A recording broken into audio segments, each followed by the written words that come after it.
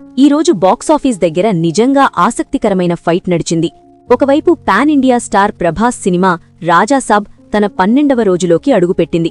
మరోవైపు megastar Chiranjeevi cinema మన శంకర వరప్రసాద్ గారు 10వ రోజున కూడా అదే జోరును కొనసాగిస్తోంది.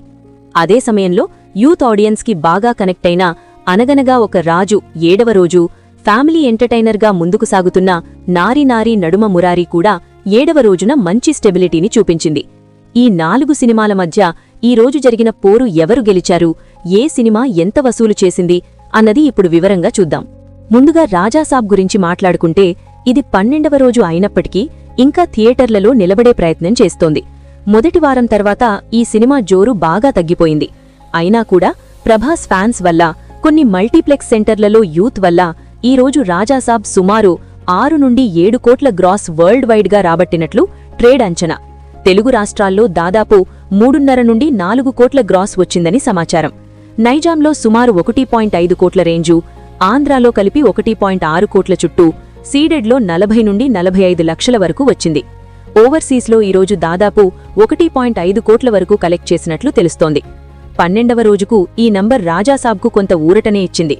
అయితే ఇది ఒక పెద్ద స్టార్ సినిమా స్థాయికి సరిపడే నంబర్ మాత్రం కాదు.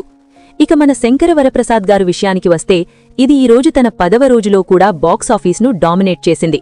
పండగ అయిపోయినా, వర్కింగ్ డే స్టార్ట్ అయినా కూడా ఈ సినిమా కలెక్షన్స్లో పెద్దగా డ్రాప్ కనిపించలేదు.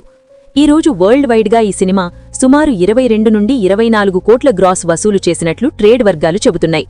తెలుగు రాష్ట్రాల్లో మాత్రమే దాదాపు 13 నుండి 14 కోట్ల గ్రాస్ వచ్చింది. నైజాంలో 5 కోట్లకు పైగా, ఆంధ్రాలో సుమారు 6 కోట్ల రేంజు, సీడెడ్లో 2 కోట్ల చుట్టూ రాబట్టింది. ఓవర్సీస్లో ఈరోజు కూడా దాదాపు 4 నుండి 4.5 కోట్ల గ్రాస్ కలెక్ట్ చేసింది. సినిమా విడుదలై 10 రోజులవుతున్నా కూడా రోజుకు 20 కోట్లకు పైగా రాబట్టడమంటే ఇది కేవలం హిట్ కాదు, ఒక పక్కా బ్లాక్ బస్టర్ రన్లో ఉందని అర్థం. ఇక అనగనగా ఒక రాజు 7వ రోజు విషయానికి వస్తే ఇది తన స్థాయిలో అద్భుతంగా నిలబడుతోంది.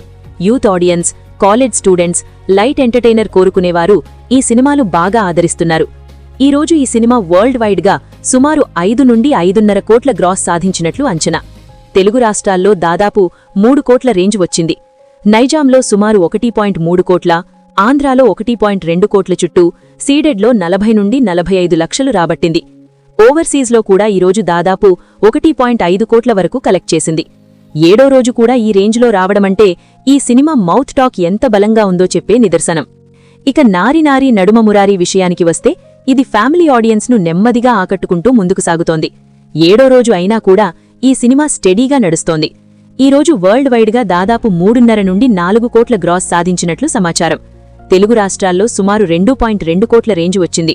నైజాంలో 90 లక్షల వరకు, ఆంధ్రాలో 1 కోటి దాకా, సీడెడ్లో 25 నుండి 30 లక్షలు రాబట్టింది. ఓవర్సీస్లో ఈరోజు దాదాపు 1 కోటి గ్రాస్ వచ్చింది. పెద్ద హైప్ లేకుండా విడుదలైన ఈ సినిమా ఇప్పుడు తన స్థాయిలో మంచి రన్ను కొనసాగిస్తోంది. ఇప్పుడు ఈ 4 సినిమాల్ని ఈ రోజు కలెక్షన్స్ ఆధారంగా చూస్తే స్పష్టమైన ఫలితం కనిపిస్తోంది.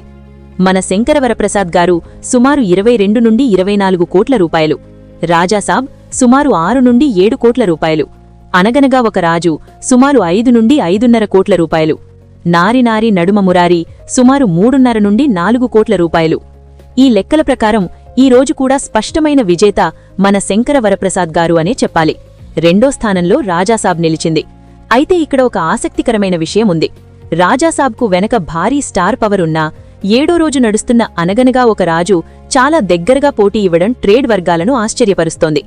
ఒక యూత్ హీరో సినిమా పాన్ ఇండియా స్టార్ నెంబర్స్ను తాకడమంటే ఆ సినిమాకున్న కంటెంట్ బలం ఎంతటిదో అర్థం చేసుకోవచ్చు. మరోవైపు నారీ నారీ నడుమ మురారి తన పరిధిలో సేఫ్గా నడుస్తోంది. ఇది పెద్ద బాక్సాఫీస్ విజేతగా మారకపోయినా డీసెంట్ రన్తో నిర్మాతలకు నష్టాలు లేకుండా కాపాడే దిశగా సాగుతోంది. మొత్తానికి ఈరోజు బాక్సాఫీస్ యుద్ధంలో స్పష్టమైన కింగ్ మాత్రం మెగాస్టార్ సినిమా మన శంకర వరప్రసాద్ గారు. 10 రోజులు గడిచినా కూడా రోజుకు 20 కోట్లకు పైగా యాబట్టడమంటే ఇది సాధారణ విజయం కాదు.